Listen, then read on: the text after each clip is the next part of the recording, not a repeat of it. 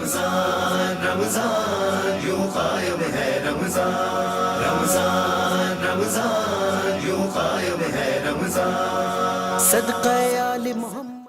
اعوذ باللہ من الشیطان الرجیم، بسم اللہ الرحمن الرحیم۔ السلام علیکم ناظرین، ٹائم ٹی وی کینیڈا سے پیام قرآن لے کر بطور زہرا حاضر خدمت ہیں، اور میں فوری طور پہ رجوع کروں گی سیما زیدی صاحبہ سے۔ السلام علیکم۔ وعلیکم السلام ورحمۃ اللہ۔ اچھا، یہ بتائیے کہ آج آپ ہمیں کیا بتا رہی ہیں آگے؟ اعوذ باللہ من الشیطان الرجیم، بسم اللہ الرحمن الرحیم، الحمد للہ رب العالمین، والصلاة والسلام علی محمد وآلہ الطیبین الطاہرین۔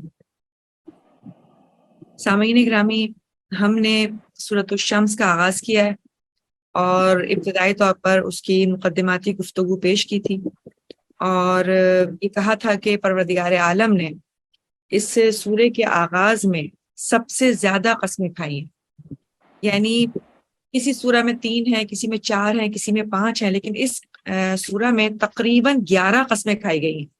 اللہ اکبر۔ ان قسموں کے کھانے کے بعد پھر پروردگار عالم نے اس پیغام کو پیش کیا ہے کہ جو اس سورہ کا اصل ہدف ہے۔ یہاں پر کچھ بس یعنی ریویژن کے طور پر کچھ 2-4 جملوں کے بعد ہم اپنے اصل پیغام کی طرف آ جائیں گے۔ یعنی چونکہ متواتر اتنی قسمیں کھائی گئیں تو پروردگار عالم کا متواتر اتنی قسموں کا کھانا اس حقیقت کو بیان کرتا ہے کہ جس میں پروردگار عالم نے انسانوں کی سعادت اور خوشبختی کے لیے جو پیغام بھیجا ہے وہ یہ ہے کہ جس نے بھی اپنے نفس کا تزکیہ کیا، قد افلح من زکاہا، جس نے بھی اپنے نفس کا تزکیہ کیا وہ کامیاب ہو گیا۔ اچھا، اسی طرح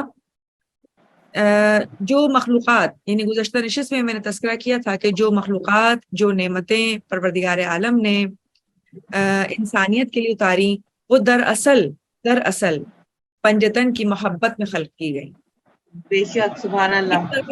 کلام الہی میں یہ تمام نعمات اور یہ تمام مخلوقات، ان کا تذکرہ موجود ہے کہ سورج اور اس کی روشنی کی قسم، چاند اور اس کی روشنی کی قسم، دن کی قسم، رات کی قسم، نفس کی قسم، آسمان کی قسم، زمین کی قسم، یہ تمام وہ چیزیں ہیں جو ہم حدیث قصہ کے مفہوم میں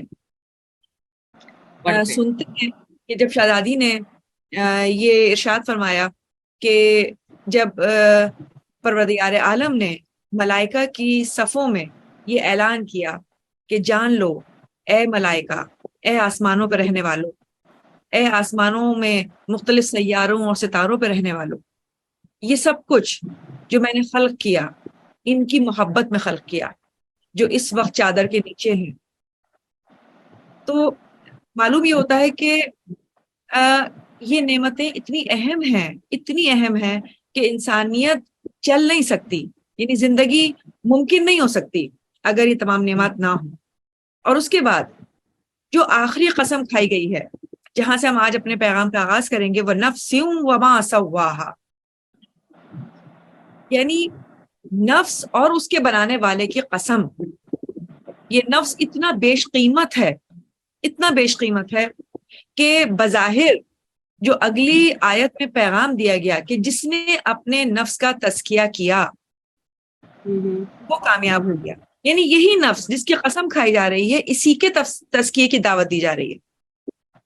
اور دوسری آیت میں کہا گیا کہ وہ شخص نامراد ہو جائے گا، وہ کامیاب نہیں ہوگا، وہ کبھی بھی کامیابی کو نہیں حاصل کر پائے گا کہ جس نے اس کو برباد کر دیا، جس نے اس نفس کو نہیں سنوارا۔ میرے کہنے کا مقصد یہ ہے کہ خود 7ویں آیت میں اسی نفس کی قسم کھائی گئی اور اس کے بنانے والے کی قسم کھائی گئی، اور اس کے بعد اسی نفس کی تربیت کے لیے یہ کہا گیا کہ ہم نے تمہیں الہام کیا ہے، یعنی ہم نے تمہیں بتا دیا کہ ترقی کا راستہ کون سا ہے، صراط مستقیم کون سا ہے، تقوی کا راستہ کون سا ہے، اور یہ بھی بتا دیا کہ فجور کا راستہ کون سا ہے، گناہوں کا راستہ کون سا ہے. یعنی ہم نے تمہیں باور کرا دیا ہے، دکھا دیا، اب تم پر ہے کہ تم کس راستے کا انتخاب کرتے ہو. اور اگر تم نے تقوی کے راستے کا انتخاب کر لیا تو یہ آیت جو کہی جا رہی ہے کہ قد افلح من زکاہا، بس وہ کامیاب ہو گیا. جس نے تقوی کی راہ کو اپنایا یعنی اپنے نفس کا تزکیہ کر لیا، اپنے نفس صحیح. کو رستگاری کی راہ پر لے کر آ گیا، اپنے نفس کو درست کر لیا. اور اسی طرح جس نے فجور کے راستے کو، یعنی جو فجور کے راستے کو اپنائے گا، جو اس راستے کو اختیار کرے گا، وقد خواب من دساہا، بس وہ نامراد ہے، وہ ناکام ہے، اس لیے کہ اس نے اپنے فجور کا نفس کو مطلب بھی برباد. کلیئر کر دیں پلیز. ہاں یہ تو میں ابھی آہستہ آہستہ ان لفظوں کے معنی پر جاؤں گی کہ کس طرح سے اس جی لفظ جی کے کیا معنی بن رہے ہیں. تو یہاں پر کہنے کا مقصد یہ ہے کہ نفس خود ایک بیش قیمت نعمت اور مخلوق ہے پروردگار عالم کی، جس جی کی پروردگار عالم قسم کھائی، اور پھر اسی نفس کی تربیت کے لیے پروردگار عالم نے اتنا بڑا سامان فراہم کیا. یعنی آپ دیکھیے نا، نفس کی تربیت ہی کے لیے تو انبیاء اور نبی اور رسول آئے ہیں. اسی نفس کی تربیت کے لیے ہی تو شریعت بھیجی گئی ہے. اسی نفس کو سجانے اور سنوارنے کے لیے پروردگار عالم نے ایک پورا الہی ہدایت کا نظام قائم و دائم کیا ہے. اور اس ہدایت کی نعمت سے بڑھ کر کوئی اور نعمت نہیں ہو سکتی. اس ہدایت کو ہم نعمت عظما کے طور پر یعنی کہ ہمیں ماننا چاہیے کہ یہ وہ نعمت ہے جو عظما ہے، یعنی اعلیٰ ترین ہے، اعلیٰ ترین. اور اس اعلیٰ ترین نعمت کو پروردگار عالم نے جس انداز میں آدم سے لے کر قیامت تک تمام زمانوں میں ہر زمانے کو، کسی بھی زمانے کو محروم نہیں کیا. ہر زمانے میں کوئی نہ کوئی ہادی موجود رہا ہے، اور کوئی نہ کوئی شریعت، کوئی نہ کوئی کتاب اس کی جانب سے آئی، اور وہ لوگوں کو، یعنی انسانوں کو، انسانیت کو ہدایت کا پیغام دیتے ہیں. تو کہنے کا مقصد یہ ہے کہ یہ وہی نفس ہے کہ جس کے تربیت کے لیے پروردگار عالم نے اتنا بڑا اپنے کارخانے قدرت میں سے یہ پوری بزم کائنات کو سجایا، ہادیان برحق بھیجے.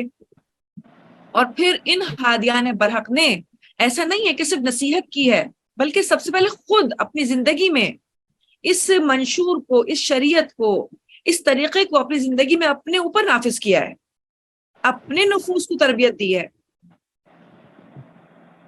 یہی وجہ ہے کہ سورہ جمعہ میں پروردگار عالم پہلی آیت میں یہی ارشاد فرماتا ہے کہ ہم نے تم ہی میں سے ایک رسول کو بھیجا جو تمہارے نفوس کا صحیح. تزکیہ کرتا ہے، جو تمہارے سامنے کتاب کی تلاوت کرتا ہے، جو تمہارے سامنے کتاب و حکمت کی تعلیم دیتا ہے. یعنی نفس کا تزکیہ کرنا.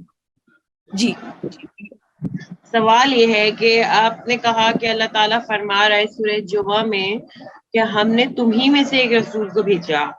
تو یہاں پر سوال میرا یہ ہے کہ رسول کیا عام بشر کاؤنٹ ہوں گے؟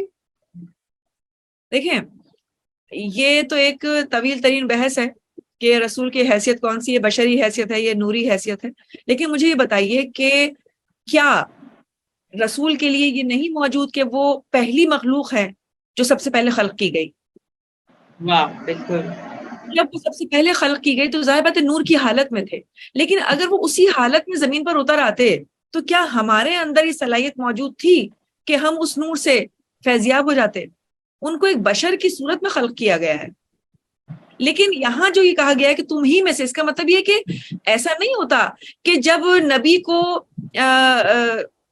کے لیے کہا جاتا ہے کہ اب تم اعلان کرو تبلیغ کا، تو ایک دم سے آسمان پہ کوئی مخلوق اترتی ہے اور وہ آغاز کر دیتی ہے تبلیغ کا. نہیں، بظاہر اسی معاشرے میں سے، انہی لوگوں میں سے جو عام لوگ رہ رہے ہوتے ہیں، اچانک ایک آدمی جو ہے وہ یہ کہتا ہے کہ میں تمہارے درمیان اللہ کا بھیجا ہوا رسول ہوں. اور اس سے پہلے وہ خفیہ طور پر اپنے کردار سے، اپنے نفس کی تربیت سے یہ بتا رہا ہوتا ہے کہ میں تم لوگوں سے بہتر ہوں. لوگ اسے پسند کرتے ہیں، لوگ اس سے مشورے لیتے ہیں، اپنی زندگی کے مختلف مشکلات میں اس سے مشورہ لے رہے ہوتے ہیں، اس کی رہنمائی لے رہے ہوتے ہیں. لیکن جیسے ہی وہ تبلیغ کا آغاز کرتا ہے اور یہ کہتا ہے کہ اگر تم یہ سمجھتے ہو کہ میں واقعی اس قابل ہوں تو خدا نے بھی مجھے تبلیغ کے لیے چنا ہے، میں تمہارے درمیان نبی ہوں. تو بہت سارے ایسے لوگ ہوتے ہیں جو فوری طور پہ انکار کر دیتے ہیں، یعنی وہی لوگ جو بظاہر اس وقت اس کو اچھا آدمی سمجھ رہے تھے لیکن کیا کرتے ہیں، اس سے انکار کر دیتے ہیں، تکذیب کر دیتے ہیں پیغمبر کی، نبی کی. اور بہت کم لوگ ایسے ہوتے ہیں کہ جو نبی کے پیچھے چلتے ہیں، لیکن وہ انہی لوگ کے درمیان رہتا ہے تاکہ ایک طرف یہ حجت تمام ہو سکے کہ دیکھیں یہی زمینی حقائق، یہی ماحول اور یہی حالات مجھے بھی میسر ہیں، تمہیں بھی میسر ہے. جب میں ان حالات کے اندر اپنے نفس کی تربیت کر سکتا ہوں، اپنے نفس کو لگام دے سکتا ہوں، تقویٰ کے راستے پہ چل سکتا ہوں، تو تم کیوں نہیں چل سکتے؟ اور واقعی اگر اس طریقے کے اسباب فراہم نہ ہوتے، اگر نبی بھی انہی حالات میں لوگوں کے ساتھ نہیں رہتے، تو ہمارا سوال ہو جاتا کہ پروردگار یہ نبی تو رہنے کا قابل نہیں ہے، تو ہم سے تقاضا کر رہا ہے ایک ایسی چیز کا جو ہمارے اندر اس چیز کی صلاحیت ہی نہیں ہے. اس کا مطلب یہ ہے کہ نفس میں صلاحیت موجود ہے. صحیح. بات یہ ہے کہ نفس کو لگام ڈالی جائے، نفس کی تربیت کی جائے، اور اگر یہ تربیت ہو جائے تو پھر واقعی نفس اس منزل پر پہنچتا ہے کہ پروردگار عالم خود قرآن کریم میں پکار کر کہتا ہے وَمِنَ النَّاسِ مَن يَشْرِي نَفْسَهُ ابْتِغَاءَ مَرْضَاتِ اللَّهِ، اور لوگوں میں سے ایک کوئی ایسا ہے جو اپنے نفس کو بیچ دیتا ہے مرضی خدا کی خاطر. اب دیکھیں نا کہاں ایک جانب نفس کی قسم کھائی گئی اور اس کے بنانے والے کی قسم کھائی گئی، اس کے بعد اسی نفس کے لیے الہام اترا اور کہا کہ دیکھو ہم تمہیں بے یار و مددگار نہیں چھوڑیں گے، یعنی ہم تمہاری ثوابیت پر، تمہاری عقل و فہم پر نہیں چھوڑیں گے، بلکہ ہم تمہیں الہام کریں گے. یہاں پر میں بتاتی چلوں کہ الہام اور وحی میں ایک فرق ہے. الہام ہر شخص پر ہوتا ہے، یعنی ایک ایسی آواز جو بظاہر اس انسان کو معلوم نہیں ہوتی کہ کس جانب سے آ رہی ہے، لیکن اس کا ضمیر گواہی دے رہا ہوتا ہے کہ کوئی ہے جو اس کی مدد کر رہا ہے، جو اسے بتا رہا ہے کہ اب یہ کام کر لو، یہ کام صحیح ہے. اور انسان کا دل اس کی گواہی دے رہا ہوتا ہے کہ ہاں واقعی میرا دل یہ کہتا ہے کہ ایسا کام کر لینا چاہیے. اور پھر بہت سارے ایسے کام ہوتے ہیں کہ جب ہم اپنی اس ضمیر کی آواز پر جب اس کام کو کرتے ہیں تو ہمیں کامیابی ہوتی ہے. یعنی اگر ہم واقعی صحیح فطرت پر اپنے آپ کو چلا رہے ہیں تو ہمارے ضمیر کی آواز ضرور اللہ کے اس الہام کی آواز ہے. لیکن ہم انسان ہیں تو ہم پلٹ بھی تو جاتے ہیں فوراً ڈر کے مارے. وہ ایک الگ منزل ہے نا. وہ ہم جب اپنی زندگی میں مسلسل پے در پے گناہوں میں ملوث ہوتے ہیں تو یہ ہمارے ضمیر کی آواز کمزور ہو جاتی ہے اور ہمیں شیطان کی طرف راغب کرتی ہے. یعنی وحی اور الہام میں فرق ہی یہی ہے. وحی وہ واضح آواز اور وہ واضح پیغام ہے کہ جس کا لانے والا فرشتہ ہوتا ہے، جس میں نبی کو معلوم ہوتا ہے، کنفرم ہوتا ہے، یقین ہوتا ہے کہ یہ پروردگار عالم کی طرف سے. لیکن آپ دیکھیں لطف خدا ہے، اس نے نبی کو اگر وحی دی ہے تو ہر انسان کو الہام عطا کیا ہے. یعنی ایک ایسی آواز کہ جو بظاہر انسان کا دل پکار کر کہہ رہا ہوتا ہے کہ نہیں واقعی یہ بات صحیح ہے، دل کو لگ رہی ہوتی ہے. یعنی ایسا نہیں ہے، پروردگار اس کے دل کو مائل کرتا ہے اس آواز کی طرف، اس پیغام کی طرف. اگر وہ واقعی چاہتا ہے کہ میں خدا کی خوشنودی حاصل کروں، اگر وہ واقعی چاہتا ہے کہ میں رستگاری کو حاصل کروں، میں تقویٰ کو حاصل کروں، تو پھر مسلسل جب وہ یہ خدا سے اپنے محو گفتگو ہوتا ہے، دعا مانگتا ہے پروردگار مجھے کسی غلط کام میں نہ پڑنے دینا، مجھے تنہا مت چھوڑنا، میری ہمیشہ مدد کرنا، میرے ساتھ ساتھ رہنا، تو پھر یہ الہام ہی ہے جو ہمیں برے کاموں سے روک لیتا ہے. اسی بات کی طرف اشارہ کیا پروردگار عالم نے، فَأَلْهَمَهَا فُجُورَهَا، ہم نے تمہیں الہام کیا ہے کہ غلط رستہ کیا ہے، صحیح رستہ کیا ہے، سچ کیا ہے، جھوٹ کیا ہے، حلال کیا ہے، حرام کیا ہے. یعنی اب یہ پوری لمبی فہرست ہے تقویٰ کی، پوری یعنی کہ ایک گزارشات ہیں کہ جن کو ہم اگر پورا کریں تو ہم صراط مستقیم پر چلیں. تو پروردگار عالم کہتا ہے کہ یہ جو الہام ہم نے تم پر کیا، یہ اس میں بھی ہم نے تمہیں اختیار دیا ہے، ہم نے تم پر زبردستی نہیں کی. یعنی جب دونوں راستوں کو دکھا دیا تو اب تم پر ہے کہ تم کس راستے پر چلتے ہو. صحیح. جس طرح سے سورہ دہر میں کہا انا ہدیناہ السبیلا، ہم نے تمہیں سبیل کی طرف ہدایت کر دی، اما شاکرا و اما کفورا، اب چاہو تو تم اس سبیل کے راستے کو اپنا کر شکر گزار بن جاؤ، اور چاہو تو کفر اختیار کر لو. یعنی تصور کریں اگر انسان اس ہدایت کو قبول نہ کرے تو گویا ایسا ہی ہے کہ جیسے اس نے کفر کو اختیار کیا. صحیح.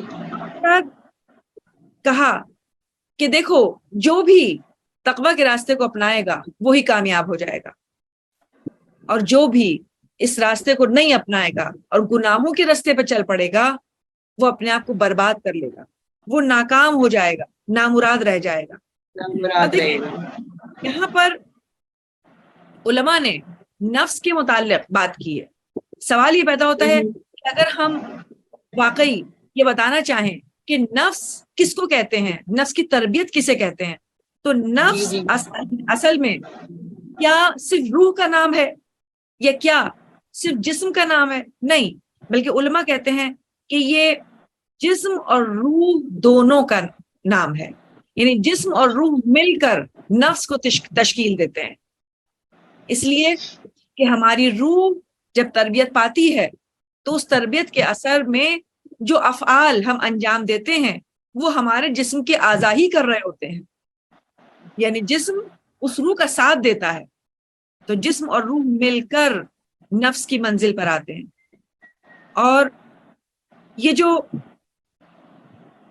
کہا گیا کہ فجور یعنی دو لفظ استعمال کیے گئے، الہام جس کا میں نے ابھی آپ کے سامنے کہا کہ یہ وہ آواز ہے کہ جو پروردگار عالم کی طرف سے ہے.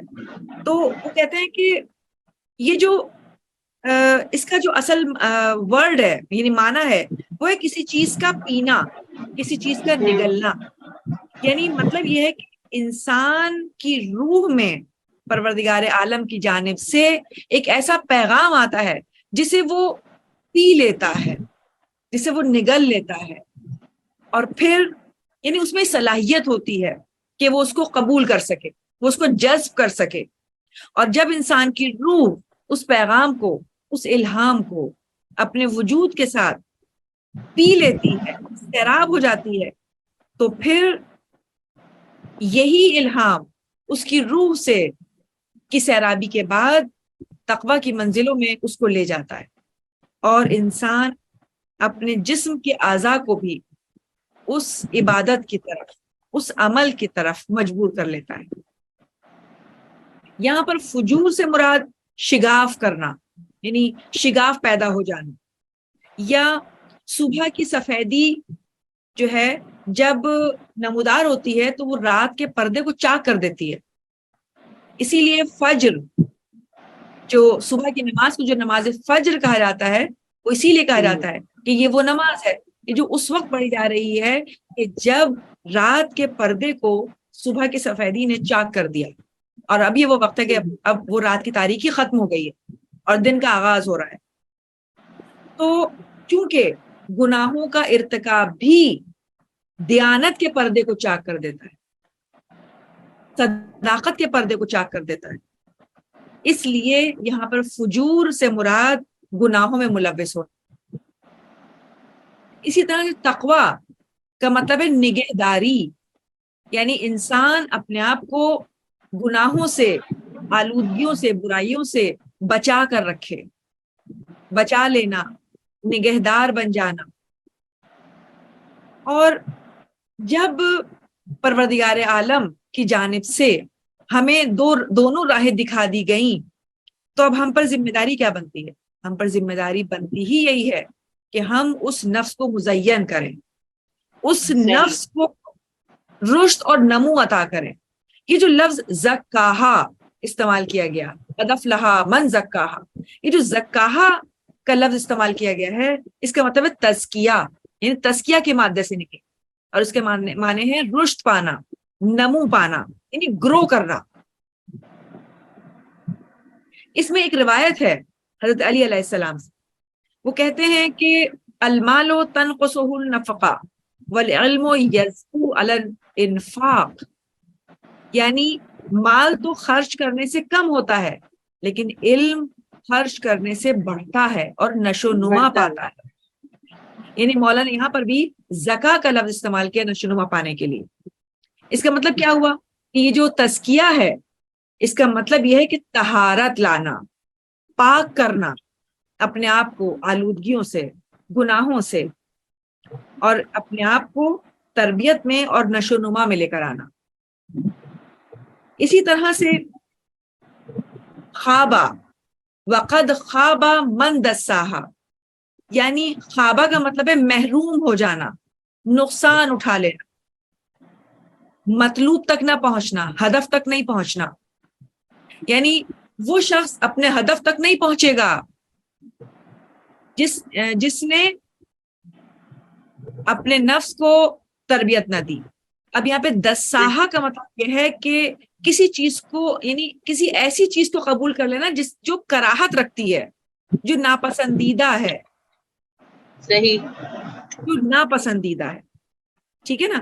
اب یہاں پر ایک اور روایت ہے جو امام محمد باقر علیہ السلام اور امام جعفر صادق علیہ السلام سے اس آیت کی تفسیر میں نقل ہوئی ہے. اللہم صلی علی محمد.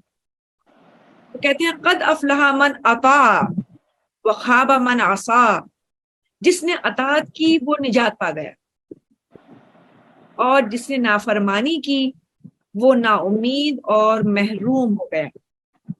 اسی طرح سے ایک حدیث میں رسول اکرم نے باقاعدہ ایک دعا کی. کب؟ کہ جب اس آیت کی تلاوت کی قد افلح من زکا، اور اس کے بعد ایک دعا کی، خدا بندہ میرے نفس کو اس کا تقوی عطا فرما، تو اس کا ولی اور مولا ہے، اور اس کا تزکیہ فرما کیونکہ تو بہترین تزکیہ کرنے والا ہے. یعنی اس دعا میں رسول اکرم نے پروردگار عالم ہی سے مدد مانگی ہے کہ پروردگار اگر میں اس نفس کو تربیت دوں گا تو تیری ہی دی ہوئی توفیق کے ذریعے، میں اس بات کا اہل نہیں ہوں کہ میں خود سے اس کام کو انجام دے سکوں، لہذا تو اس معاملے میں، یعنی اس تزکیہ کرنے میں میری مدد کر.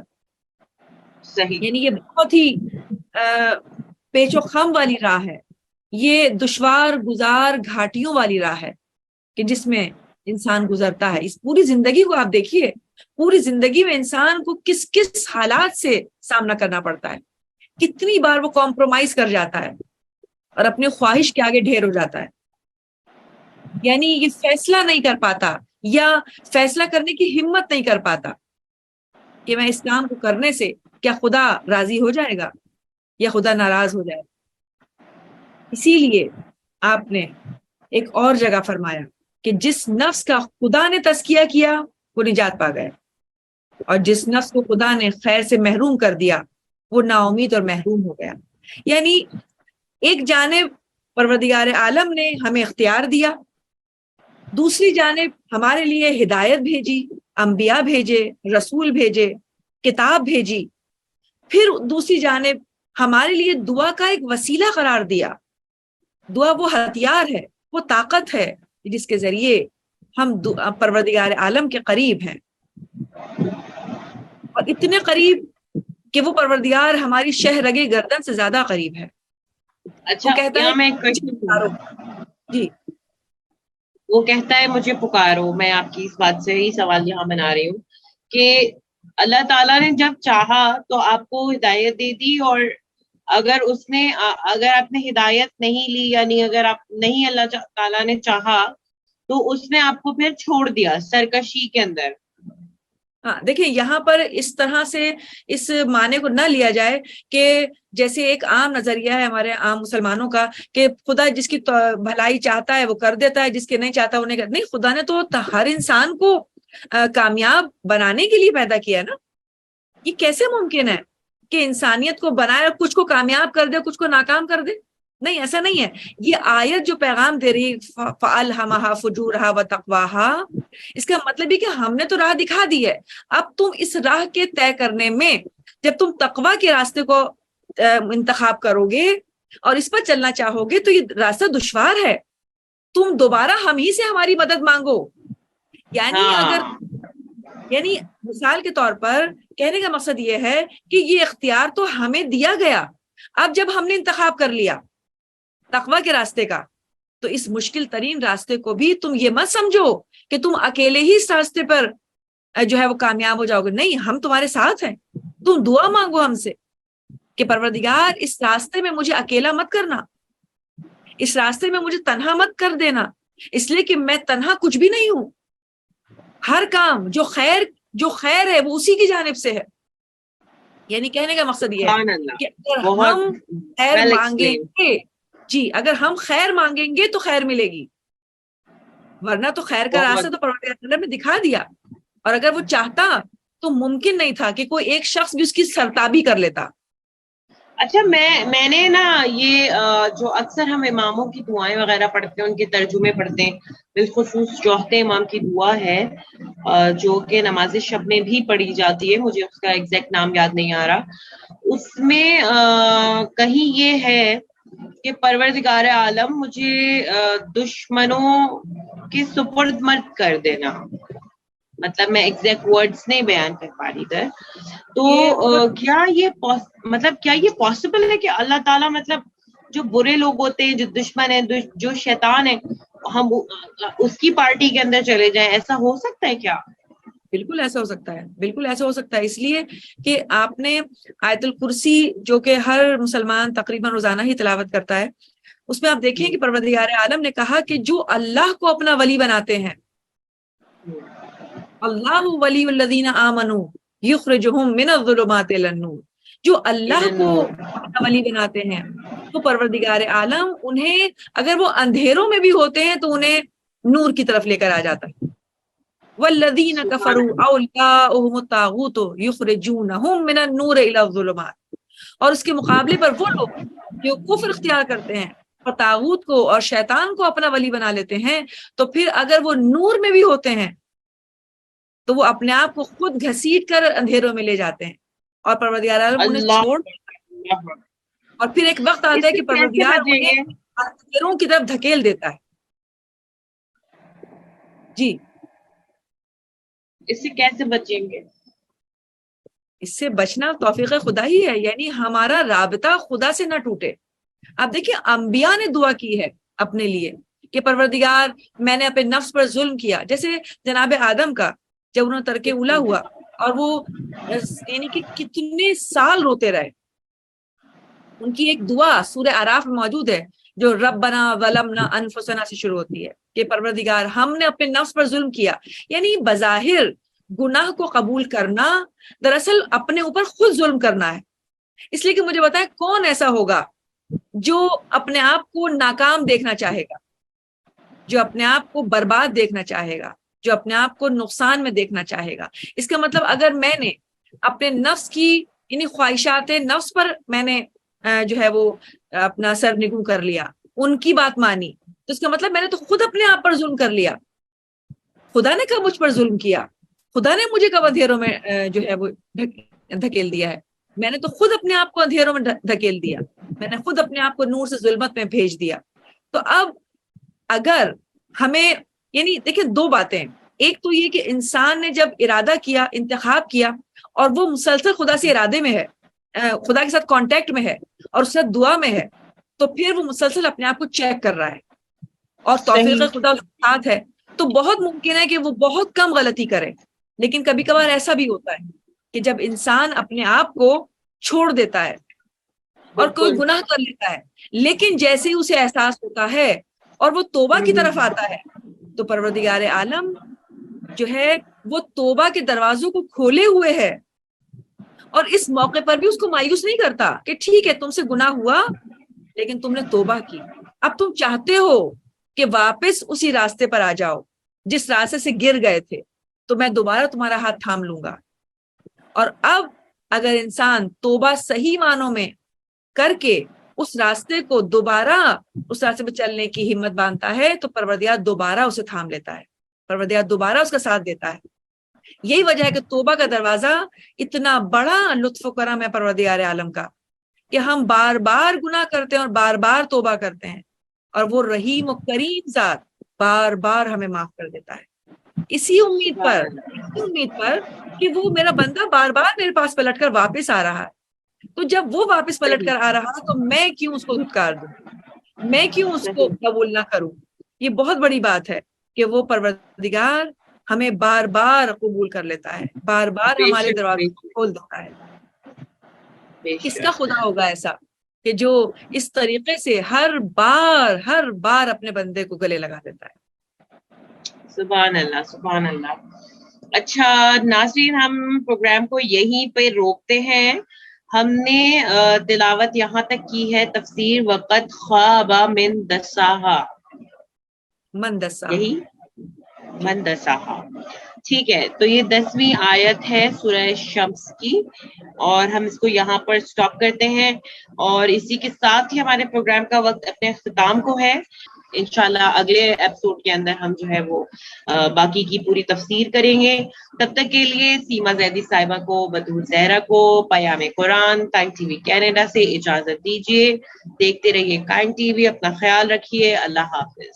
رمضان رمضان یوں قائم ہے رمضان، رمضان رمضان یوں قائم ہے رمضان، صدقہ آل محمد سے باقی ہے اس کی شان، رمضان رمضان یوں قائم ہے رمضان، رمضان رمضان یوں قائم ہے رمضان، اس کے توسل سے ہر گھر میں خوب سمایا ہے، سحری ہو یا افطاری میں دسترخوان سجا ہے، ہوتی ہے رونق گھر میں جب آتے ہیں مہمان، رمضان رمضان یوں قائم ہے رمضان۔